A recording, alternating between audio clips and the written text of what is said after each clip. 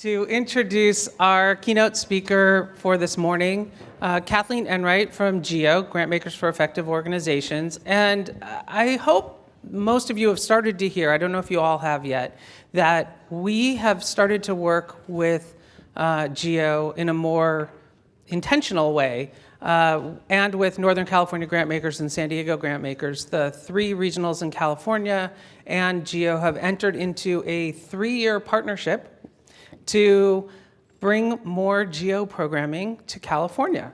So we are delighted about this. I know many of you were at GEO's conference last week or the week before, whenever that was, recently, and I only heard amazing things about it.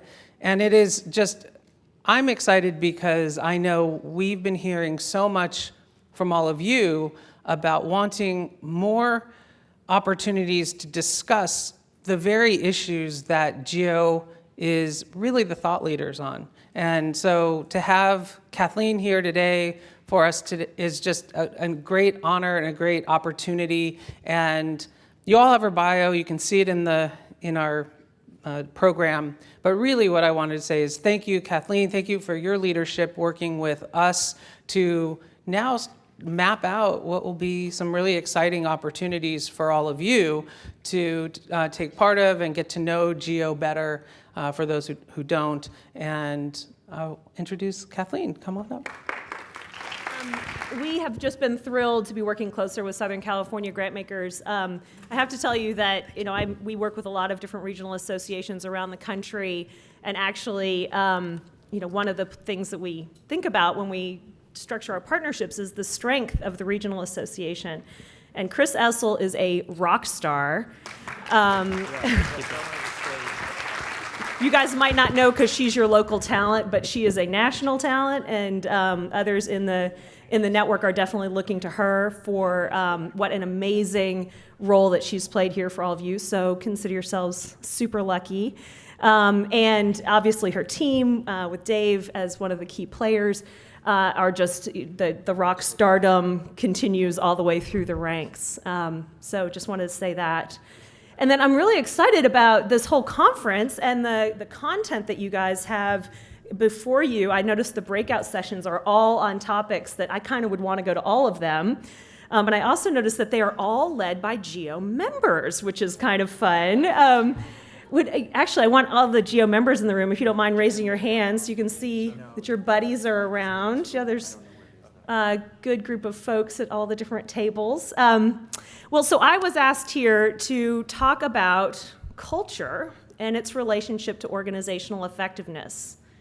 And I have to say that this is something that's been niggling me for years and years.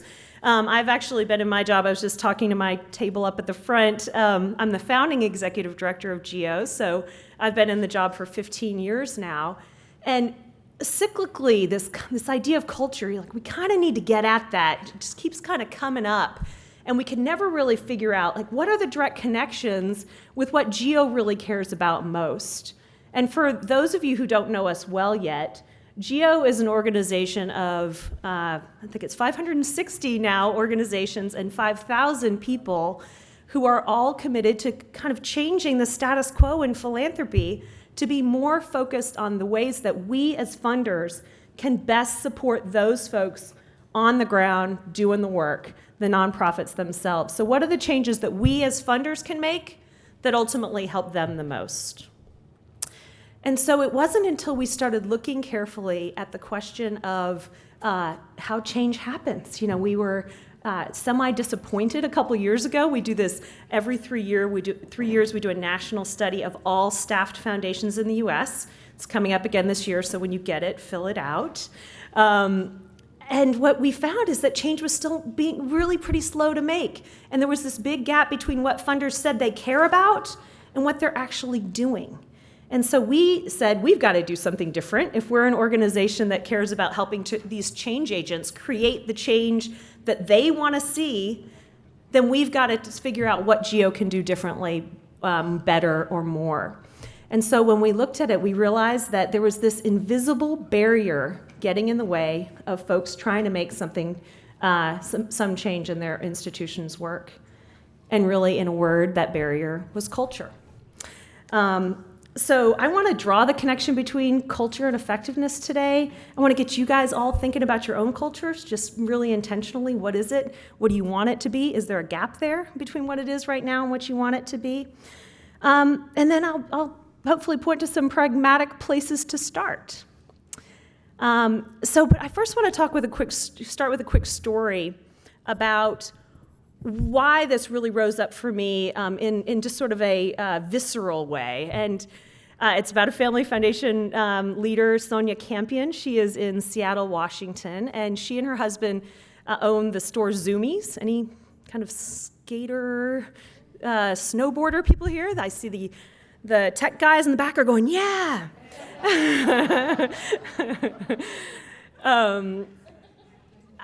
So they just sold their company, and it went public, I guess, and they were putting a lot more money, time, and attention into their family philanthropy. So Sonia signs up for her first Family Foundations conference, it was actually not a Family Foundations conference, it was a national conference of a group who shall remain nameless. And she went there, and she found people who were actively discouraged, who didn't feel like they can make a real difference. And she found some donors who were being disdainful of their grantees. And she wondered what the heck was going on. I mean, she was kind of shocked. So how is it that people who get to support and learn about excellent causes for a living, how can they possibly be discouraged and feeling disempowered? And I think that the answer to that question goes to culture. So there was something going on inside these organizations that was making this work hard, work that it should be pretty easy to feel excited about. And then you all hear stories about like garbage crews or people on the assembly lines who are doing their work with enthusiasm and vigor and joy. So what's going on there? That jobs that might be hard to generate enthusiasm about, people are feeling really fulfilled and enthusiastic about. And then sometimes in these jobs that we are absolutely privileged to be a part of, we're not feeling that joy. So I think it all absolutely goes to culture. So at its worst, philanthropic culture can be built on ego. It can be characterized by control. We can show up with hubris. And at its best, foundations can nurture a culture that is steeped with empathy and humility, where we're trying our absolute best to lift up the people on the front lines doing the incredibly hard work in our communities to make our communities better. So simply put, now I have to see if I can do this. Yes, I can. Simply put, culture is built on values, expressed in behavior, and inextricably linked to organizational effectiveness. Now, many of us think that culture is kind of amorphous and hard to pin down, it's out there, but it shapes everything that you do. And sometimes, really, the truth is that nothing is more tangible than culture. Just ask Sonia. She walked into a culture that she did not understand, and she was trying to make sense of it because she was having a very different experience of it all.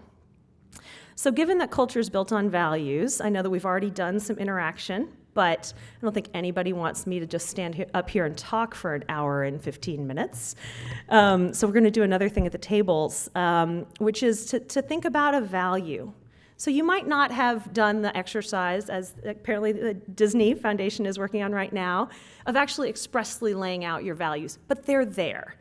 So whether or not you've laid them out and they're up on your website, think about a value that your organization holds dear. Just one. There might be a couple, but think of one that you really hold dear, and just one way in which it's expressed through what you do, through a practice. So an example with Geo, one of our values is, if you want to go far, go together. And so what that means for us is we're in lots of meetings. In addition to that, it also means that we are, see, you laughed, thank you, one person laughed. It also means that we are very committed to connecting with our members in a co-creation mode in everything that we do, because we feel like if we build it together, then we're going to be able to really understand what they need, and we're going to build the right stuff, and we'll do it. We will go a lot farther. So ours is, if you want to go far, go together, and the tangible link is how we engage with our members. So think of a value, how it's expressed in practice, and talk to someone next to you at your table, just in little twosies, and I'm going to ask a couple people to share back after about 5 or 6 minutes. Awesome. So you guys were having some good conversations about values, it sounds like. So would anyone be willing to share back? A couple folks. What's a value that you hold dearly, and how does it show up? Yes, ma'am. Holding certain families together. Mm. Making a difference. Yep. So when you say certain families, If the you mean the recipient families or your family? No, the families making the grants. The donor families. The Yep. donor families, if that's our foundation, Yeah. going forward as a family and making a difference. Great. And how, keeping the family connections alive. and how does that show up through your work?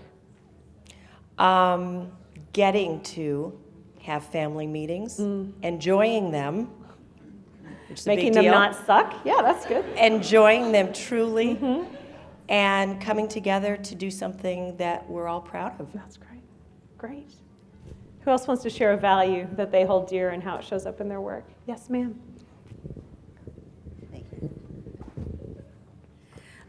In our foundation, nurturing is a very important value, so that we nurture one another, we nurture the next generation, and the parents of the third generation are now on the senior board, and it's their children who are on the junior board. And when the parents see their children nurtured and in philanthropy and having fun, they love that, and that draws them all closer. And then we also nurture our grantees when we can, and because we work with a lot of grassroots organizations that are starting up, we often will, if we give them a grant, we often will say to them, we know that you're going to have mistakes, you're going to fail along the way. We won't withdraw this grant, but keep us in the loop in communications as you adjust. That's lovely. It's lovely to set the tone that, you're not expecting perfection. You know that this work is hard. Excellent. Thank you. A couple other people. Yes, ma'am. Uh-huh.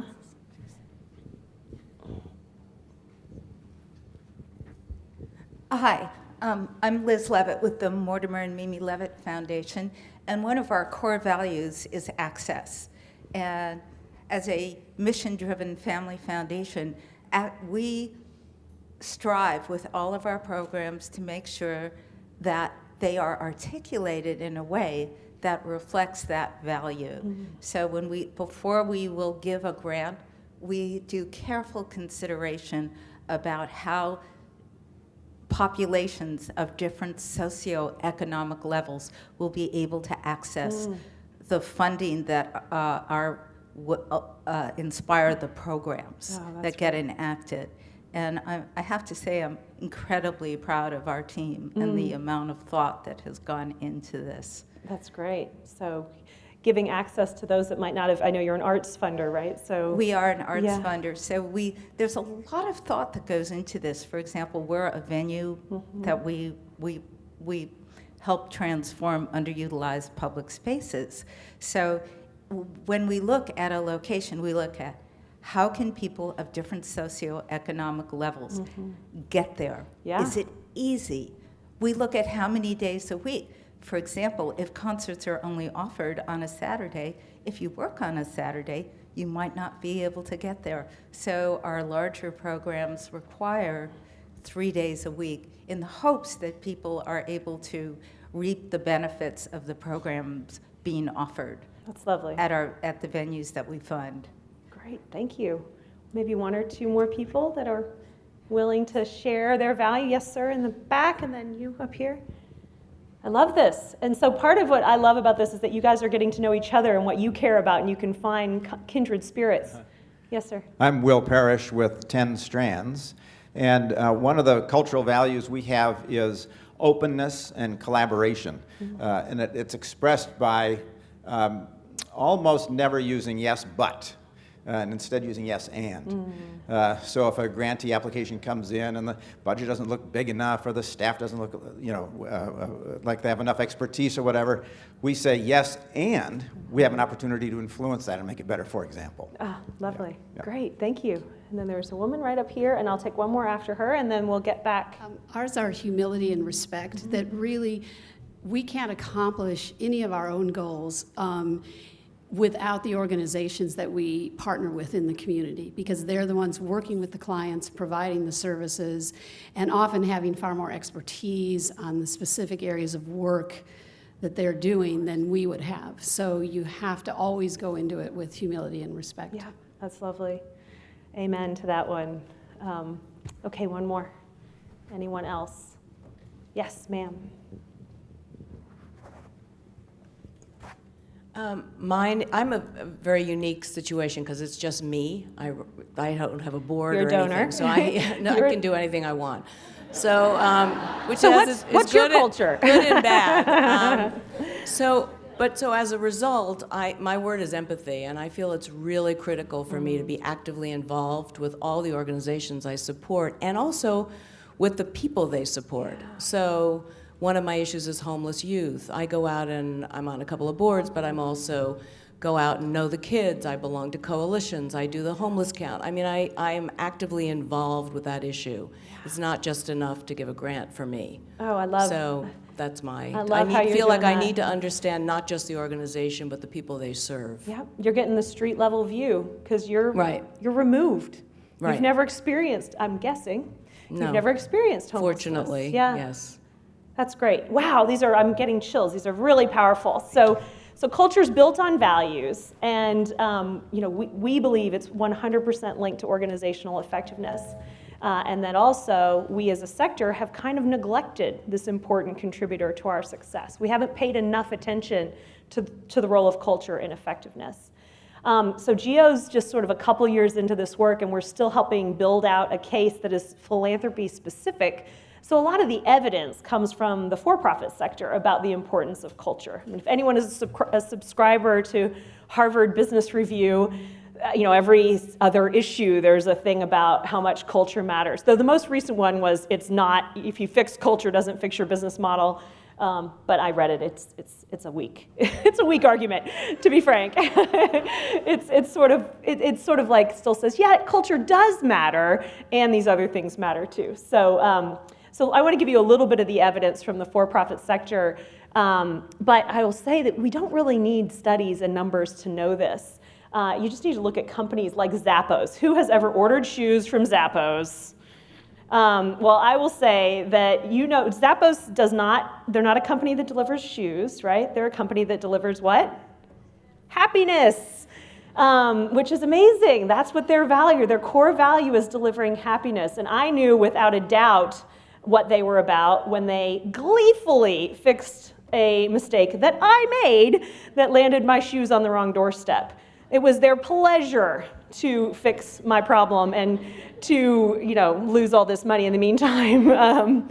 And so we actually had Sunny Grosso, who's from Delivering Happiness, which is the spin-off consulting firm from Zappos, come to the GEO conference 10 days ago. Jan was in the session, it looks like. She thought it was good. But she gave a great data point about the importance, the connection between culture and effectiveness. It's one of many that exists in the for-profit sector, but I thought it was particularly compelling. So the top line is a little small. This is the comparison of net revenues or profits between the S&P 500 and the 100 best places to work organizations over a, whatever that is, 9-year period.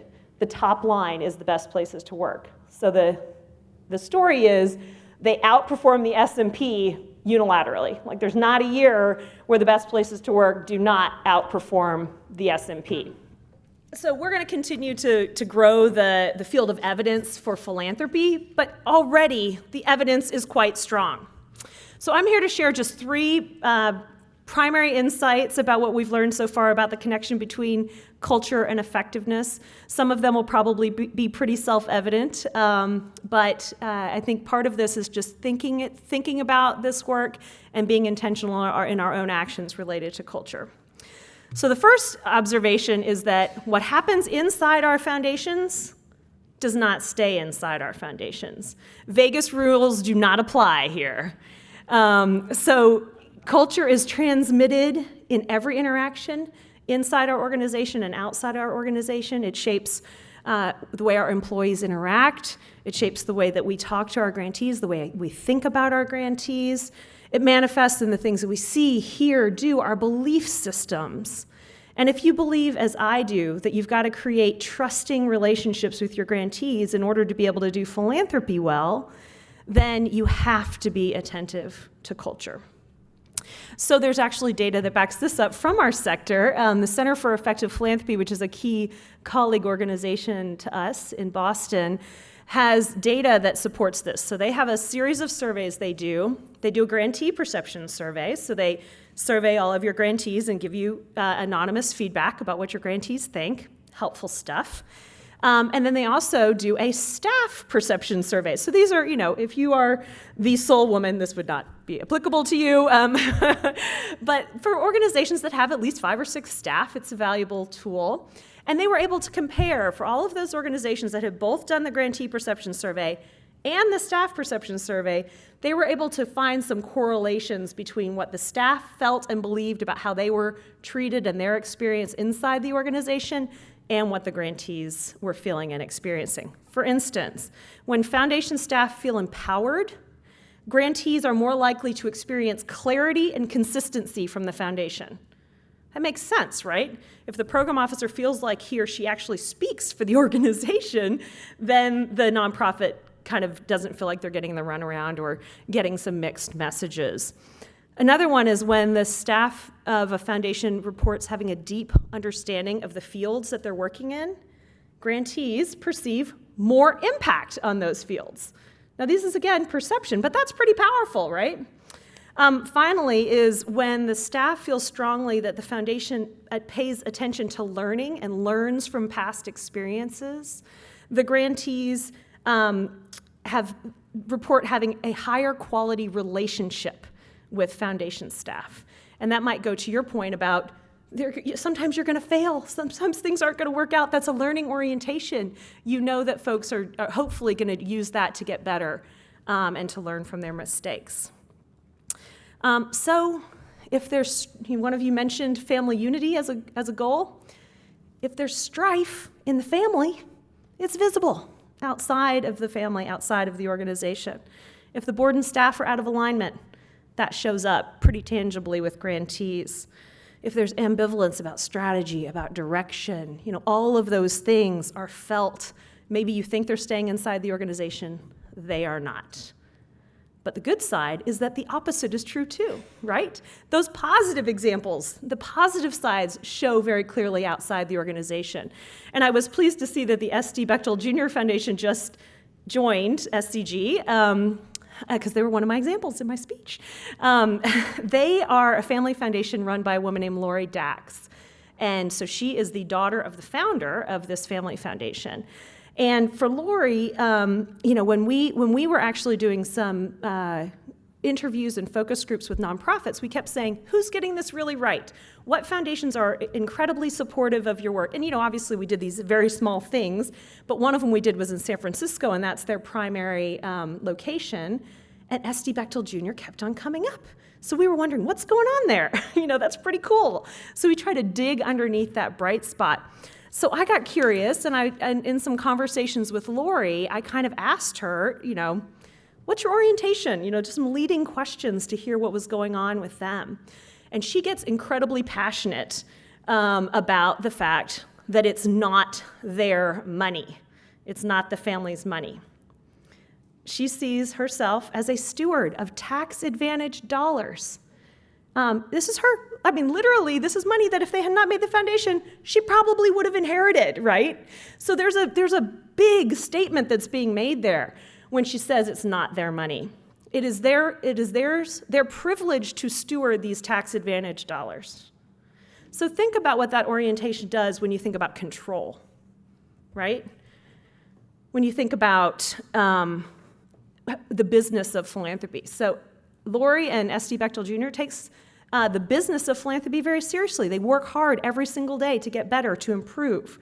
They set the tone that they're not controlling. They don't see their grantees as vendors, right, doing their bidding. They see themselves as supporters of the good work, and I heard that language in some of the comments that you guys have already made.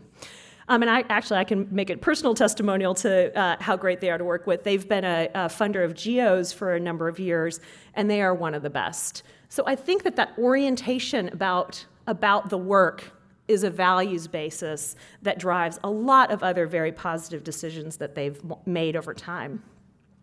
And I have to say, in my past 15 years of working with our members and with I raise money too, being in a grantee relationship with a lot of foundations, I found myself doing a little culture assessment myself. How easy it is for me to get through to them.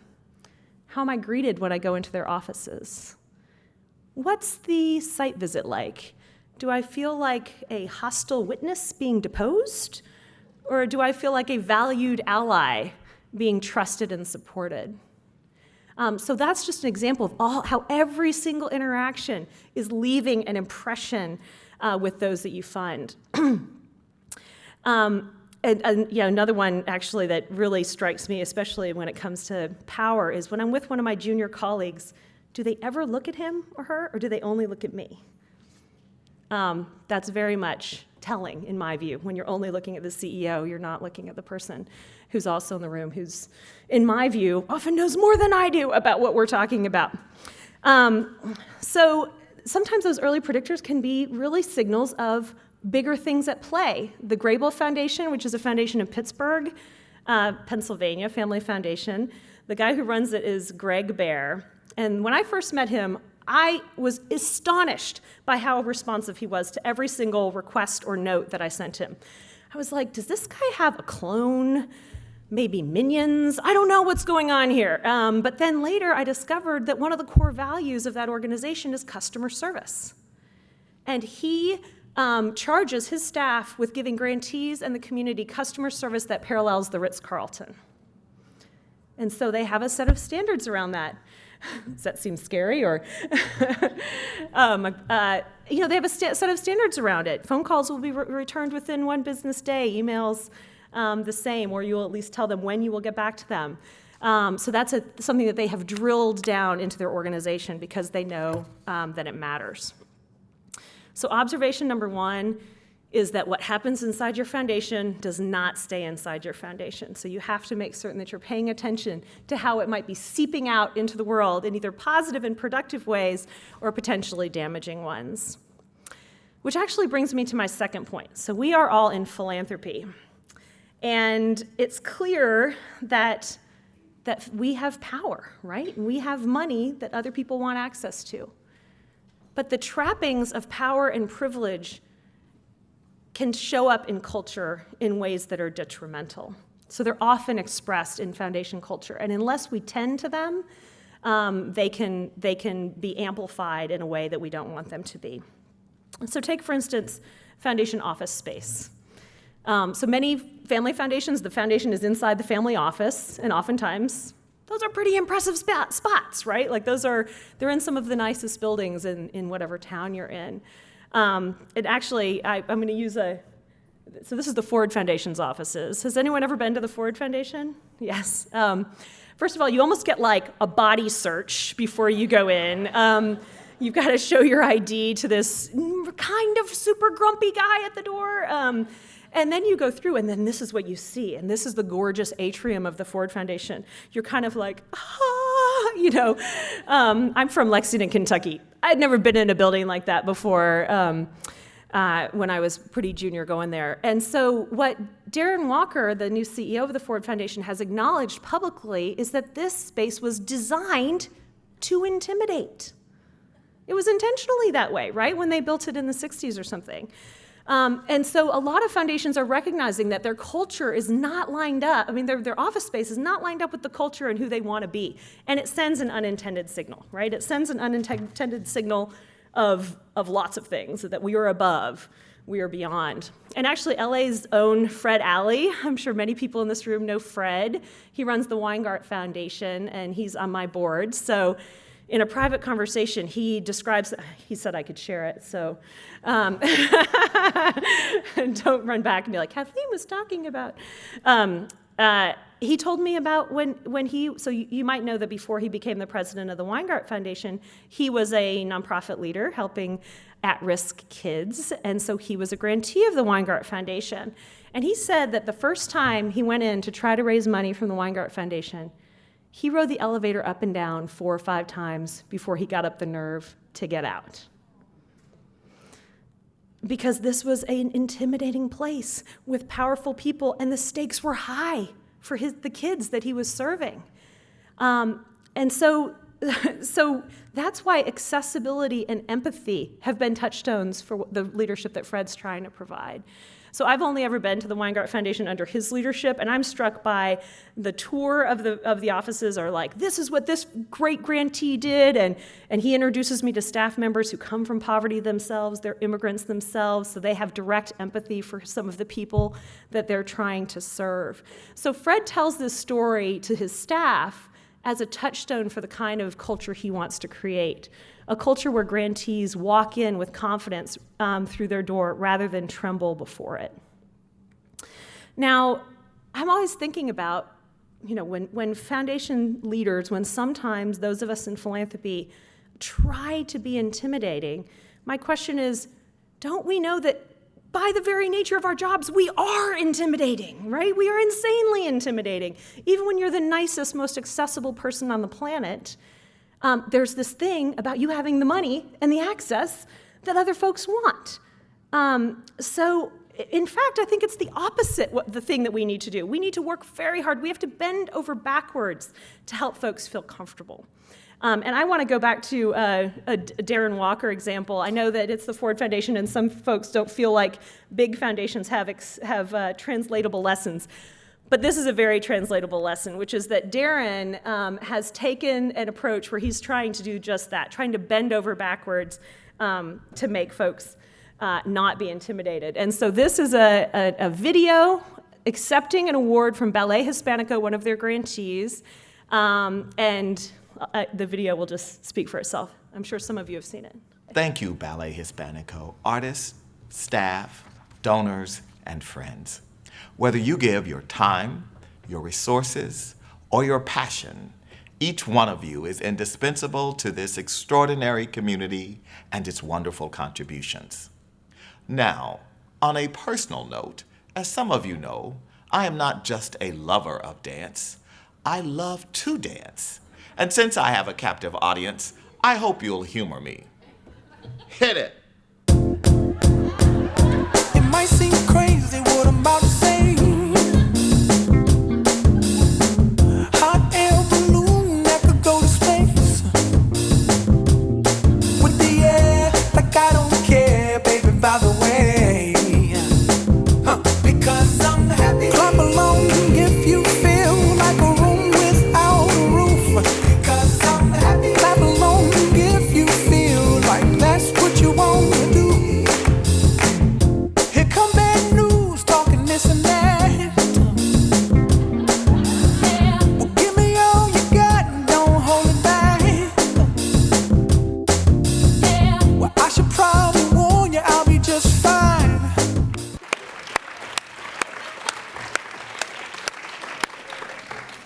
Now, talk about the ultimate icebreaker, right?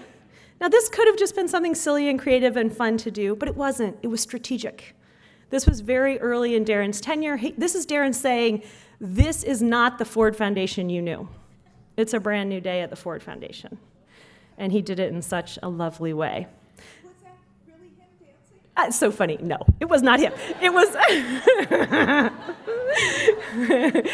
it was one of the guys. It was one of the guys from Ballet Hispanico, to be honest. Doesn't that make sense? How many of you thought it was Darren? You did.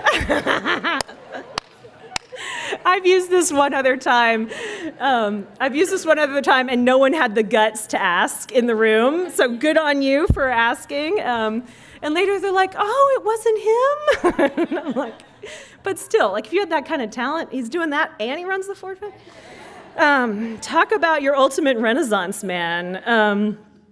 Anyway, so without conscious effort to mitigate it, the power dynamic can hurt trust. It can damage relationships with grantees. It can oftentimes grantmakers signal with our well-intended processes. We signal suspicion rather than trust, right? So GEO's been doing a little bit of work around the question of what will it take to help grantmakers be more trusting and trustworthy institutions. And I think that's a pretty profound question because it's on both sides. Do we ever think when we sit down at a table with a grantee, do they trust us? Have we given them reasons to trust us? Because I think sometimes that's not forefront in our mind. So let me see really quickly if any of you out there are actually talking actively about the power dynamic in your own organizations or trying to do things to tamp it down. Is there anybody who's actually working on it? Talking about it? Yes, sir. Tell me. We do a little bit different because some people aren't really interested in archaeology. Tell us all your name. I'm Charlie Steinmetz from Steinmetz Foundation. Okay, great, Charlie. Charlie Steinmetz of Steinmetz Foundation. And I like to get our grant makers together around archaeology because one of the things about archaeology is it forces you to think different. Mm-hmm. And so you bring in a great archaeologist, you have a good party, you get all your grantees together, and then they learn how to work together because they've met each other at a place that's free to talk. And it takes the power dynamic, puts it back in their boat to help everybody ask the right question, which is usually the beginning of a great grant, a great program. That's great. So who else is working to tamp down the power dynamic? There are other things folks are doing. Yes, ma'am. Thank you. I'm Shelley Luce with Environment Now. And one of the ways I think the power dynamic comes out is through the application itself and how you have to write the application and the kinds of questions you ask. And in my foundation, it's coming out in how people review budgets and the kinds of questions they ask. And it can feel very suspicious. It can feel like suspicion, I think. So I'm trying to change the way we accept budgeting, accept the budgeting that's done by a grantee rather than requiring it to be done this way or that way. Things still have to be clear, but it can also, we also need to trust our grantees on how they're displaying where their money goes. Right, yeah, that's a great one. Yes, ma'am, here. And then Claire afterwards. Thanks. Hi, I'm Christine Breeze. I do philanthropic consulting, and one of the things I've been working with my clients on is having them encourage their grantees to brag about how they spend their operating dollars. So when they say, 83 cents of every dollar goes to the cause, I'm like, tell me what happens with that 17%, and have them really explain what it costs to run these organizations and the work that's done. That's lovely. Try and change that. Well, that's so lovely, model. And you have just set me up nicely to say, I mean, one of GEO's, the core things that we advocate for is flexible dollars delivered over the long term. Because one of those things about power and privilege, when we are only giving project support, when we're tamping down on overhead, when we're doing all of those things, it's an attempt to exert control, and it's also kind of saying that we might know better than you. And I don't imagine that that's probably the case in most circumstances. And if it is the case, you're picking the wrong grantees. Because if the nonprofits out there, that hopefully the great ones that you're supporting, they better know better how to spend the money than you do. Claire, did you want to say something too? Yeah. Claire Pace from the Durfee Foundation. So we have, just for a couple of our programs, when we generate our contract, which we actually call a letter of agreement and not a contract, have stopped using the word final report and are asking instead for a closing letter. And asking for the organizations to write a letter to the foundation reflecting on what worked about the grant, what didn't, and what advice they would have for us on how to make the grant differently next time. It's great. That advice you'd have for us is a key phrase in all of this, because I think oftentimes it's one-sided, right? Like we report to you about all the stuff that we got wrong, that, we grantees, and you just take it on board. But sometimes opening up that conversation about what we as the funders could have done better is really powerful. So one more over here, and then I'm going to move on. I'm Joline Godfrey, and I consult to a number of families, but I wanted to add the word space, because one of the things we've found is that space and how you set it up makes a difference in the power structure. And so both with the family meeting together to make decisions and when the grantees come in, I've tried to get rid of conference tables. I hate conference tables. I don't allow them. It is when you are sitting at table or in living room in a conversational way that the power dynamic changes. So I would just say don't forget that one as you're trying to tamp it down. So when we were talking about office buildings, it's not just the building, it's how this stuff is set up on the inside. One of our speakers at a recent conference talked about how one of their values is transparency, and they literally made all their walls glass, inside the organization for literal and figurative transparency. This is great. So my second point was about how power and privilege can sometimes be exacerbated in foundation culture unless we work really hard to counteract that. So my final point is probably one that is pretty self-evident, but sometimes things that are true are also hard to act on, and that is that productive cultures do not just happen. They have to be cultivated. And it's about lining up who you are with what you do, your values and your actions, and attending to them every single day. A great example actually just popped up in my inbox the other day, and I was not planning on sharing it, but I was so impressed. And this is, it's not a family foundation, it's the Northwest Health Foundation in Portland, Oregon. And how you get all those, so I run an organization with 560 members, so can you imagine how many e-newsletters I get? It's a lot. So I do not read them all. But this one, the subject line was, "We're embarrassed." And I was like, well, I'm reading that one. And so I clicked it and I opened it up.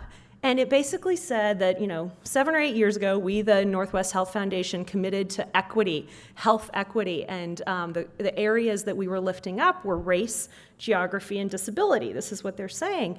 And they said, we just did some analysis of our grants, and we have failed in our attempt to really provide equitable access, particularly to our dollars to the disability community, and here's what we're going to do differently. And they just kind of went on for paragraph after paragraph saying, the data shows we were not living the values that we had espoused, and here's how we're going to make a change. And I just got chills, and I immediately wrote the executive director a note saying, congratulations and bravo for doing that. But so they wouldn't have known that, though, unless they had done an alignment conversation, right? They wouldn't have known unless they said, this is what we care about, here's what we're doing, how far off is it? Or is it pretty well aligned? So it's sort of just like gardening, right? There's constant tending that is required when you're thinking about values alignment. So another quick example, the Deaconess Foundation in St. Louis, Missouri, they are connected to the United Church of Christ, and so their values are part of their faith tradition, and they have been trying to live the values of justice and service and hope in visible ways for a number of years. So one of the ways that they live that value is they start every meeting with a devotional, either a prayer or a poem that connects them back up to the higher purpose that they're trying to serve. So it's just sort of like getting their minds in the right space. They've also long showed trust in their grantees by giving multi-year support, long-term support, general operating support. So this was already an organization that was trying really hard to live through their values. But when a new CEO came in, he noticed some things that they hadn't seen. So fresh eyes sometimes are really helpful. So he noticed that there was these pots of discretionary dollars that were completely not transparent to the community. Other parts of their grant making, you could tell how you apply and what the criteria are and all of those. And then there were pretty big buckets of money that only insiders knew how to access. And he felt like that did not live their value of justice. So he, with the board, decided to rededicate themselves to that, and they got rid of those discretionary pots of money and made every dollar that they give now, open and transparent to the community. One more example on this topic about a really great culture leader. And this is someone who just spoke at our conference last week, Carrie Pickett-Irway. She's from the Kalamazoo Community Foundation, which is a community foundation in Michigan. And she's as humble as they get. Her story is actually really great because she actually started at the foundation as an intern. And she rose through the ranks over about 14 years to become the president and CEO. So isn't that cool, right? And so her attentiveness to culture is really amazing. They are very specific about modeling the behaviors, she and her senior team. So they got trained on feedback. Has anyone ever taken one of those giving and receiving feedback trainings? So important. But often you're in the training and you're like, yes, this is really important. And then you leave and you're like, well, maybe I'll get to giving that person that hard feedback that makes me really scared to give them later. So Carrie created this marble challenge where she had this big bowl of marbles on her own desk. And anyone who came into her office and gave her specific feedback got to take out a marble. And the goal was to empty the thing of marbles. And the person with the most marbles got a prize, and they had a celebration. And it turns out the person who won it was the receptionist. And I was like, Carrie, what kind of feedback were you getting? But she said it was great. She said it was totally great. And then another thing that I actually have taken this, I heard this from Carrie, and I now do it in my own leadership practice, is their value of transparency. But they have this senior team, and we have this too at GEO, or did. There's a small group of us who meets and we talk about stuff, and then stuff happens as a result of it. And it's completely opaque to the rest of the organization, right? They don't know what's going on. And it's not because you're trying to hide anything, it's just how it typically works. So Carrie always sends a note back with here was what the agenda items were with the senior team meeting, and here's kind of where we landed. Here's what we discussed. It's just a direct transparency mechanism that makes it easier when you're delivering kind of tough news, when you're basically letting folks know that this is just normal business, this is the stuff that we're doing on a regular basis. So I've really admired her. So one of the most impactful ways that we can shape culture is through our hiring practices. And now some of you might be pretty small foundations, and you might only have a couple folks, which makes it even more important. And also board recruitment. I'm sure some of you have outside board members, folks who are not in the family, or even if they are just family members. I know from the Durfee Foundation's example that they are very serious. It's not like you have this last name, you get on the board. There's a cultivation process and a training process that gets you through. Well, another quick example from the Ford Foundation, I'm sorry that I keep going back, but there's just this amazing thing that's going on there where they're trying to shift a culture that's been around 80 years. And that takes a really long time to do, and it's a very intentional effort. But when the Ford Foundation was hiring for the new CEO and ultimately landed on Darren Walker, their board chair, Kofi Apentang, shared that the board realized that they were kind of losing touch. They had lost touch with the foundation's core work. And so they were about to set about picking a new leader and didn't feel like they had the information they needed to do that well. So Kofi, who's now the board chair, was the search committee chair, went and did 60 interviews with foundation staff, really did a deep dive, pulled the board together in retreat, and ultimately decided, can you imagine who applied for the Ford Foundation jobs? These were former ambassadors, probably leaders of small countries. And so they were trying to figure out, how do we narrow? How do we decide? And ultimately, they decided on a traits-based search, meaning we're not looking at just credentials and connectivity and the amazing wow factor of who these people might be. What's the kind of human we need in this job? And they came up with a set of characteristics. They realized they needed someone who's humble, who doesn't take themselves too seriously.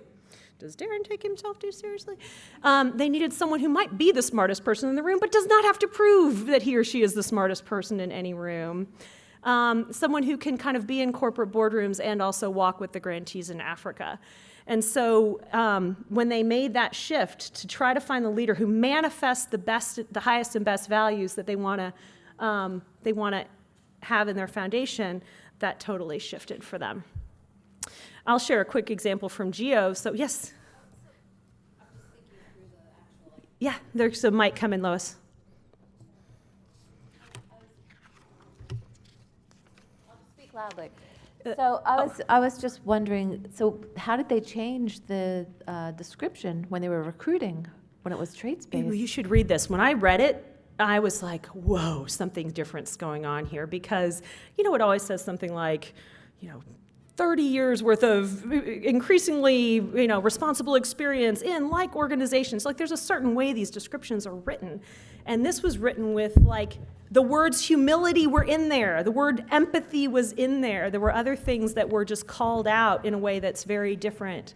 And they kind of had to take it back from the search consultant, to be frank. Like this is not what search consultants, sorry if there are any search consultants in the room. That's kind of not the way they typically do their work. Does that answer your question, Lois?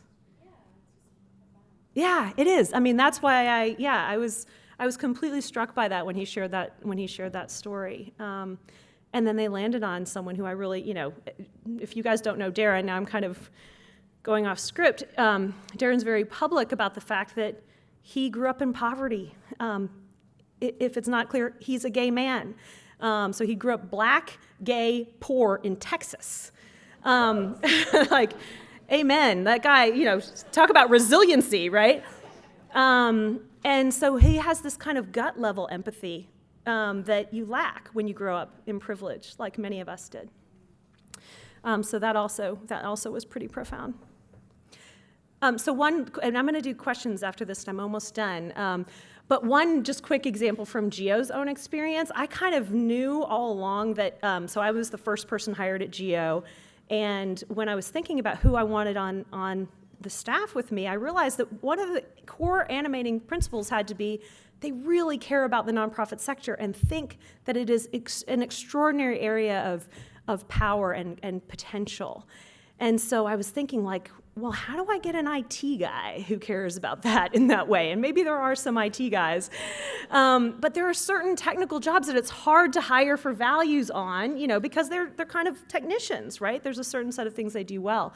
So we've actually outsourced all of that. We don't have any IT staff, any HR staff, any accounting staff inside Geo. We use external vendors for that because the core culture, we think it's so important that these are folks who care deeply about the nonprofit sector. That we've made that decision. So a final statement I'll say about this hiring for philanthropic jobs, it's kind of tricky because these jobs are power positions, right? These are jobs where you have access, you have power. But expressly, the worst people for these jobs are folks who are motivated by that power, who want the job because of the proximity to power. And so we've got to do a really good job of figuring out how to suss out whether these are people who can be humble, who recognize the power in the community. And so how might we do that? So we're all trying to live our values and put them into practice. And so I'm wondering, there are a couple other ways that you might do this.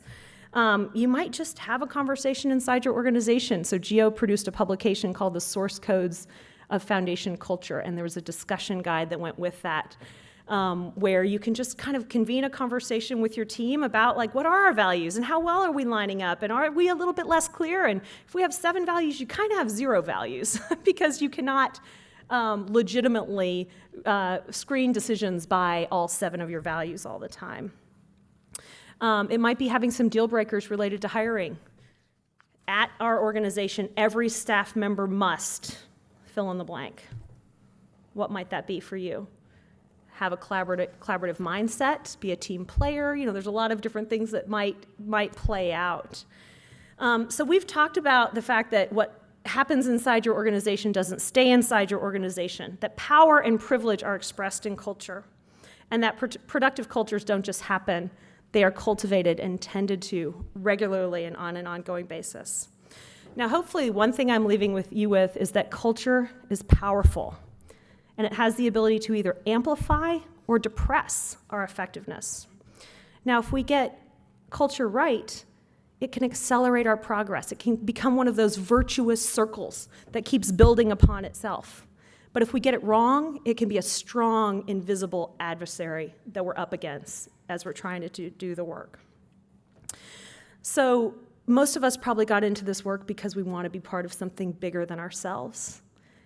And if we attend to culture and create cultures that are best aligned with the philanthropic work that we're doing, we can get into that kind of flow, and we can, with our grantees, be in a virtuous cycle, and we can deliver happiness to ourselves, to our employees, to our communities, because I'm sure that that's in part why we all got into this work in the first place. So thank you very much for inviting me to be here and for your great contributions today.